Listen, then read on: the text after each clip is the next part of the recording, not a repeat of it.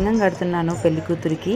పెళ్లి కొడుకు వాళ్ళది కూడా కట్టాలి కదా, ఇంకా రెండు కలిసి అయితే కట్టేస్తున్నాను ఇక్కడ. అండ్ దాని తర్వాత ముఖ్యమైన ఘట్టంకి అయితే వచ్చేసాము. ఏంటి అని అంటే జీలకర్ర బెల్లం.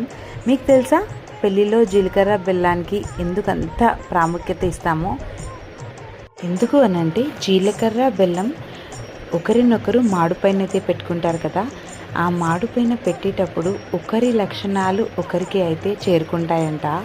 దానివల్ల ఇద్దరు కూడా అన్యోన్యంగా ఉండడమే కాకుండా ఒకరి అభిప్రాయాలు ఇంకొకరు గౌరవిస్తారంట. ఇది నేను చెప్తున్న మాట కాదు, బ్రహ్మశ్రీ వద్దిపర్తి గారు అయితే చెప్పారు. తర్వాత మా బావ అంటే మా కోడలికి మినిమం అవుతాడు కదా, అందరికీ కూడా తాళినైతే చూపించేస్తున్నారు. అందరూ కూడా మంచిగా ఆశీర్వాదం అయితే ఇచ్చేశారు. ఇంకా చాలా మంచిగా పెళ్ళి కూడా జరిగిందనమాట.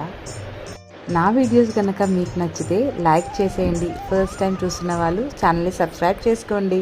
బాయ్.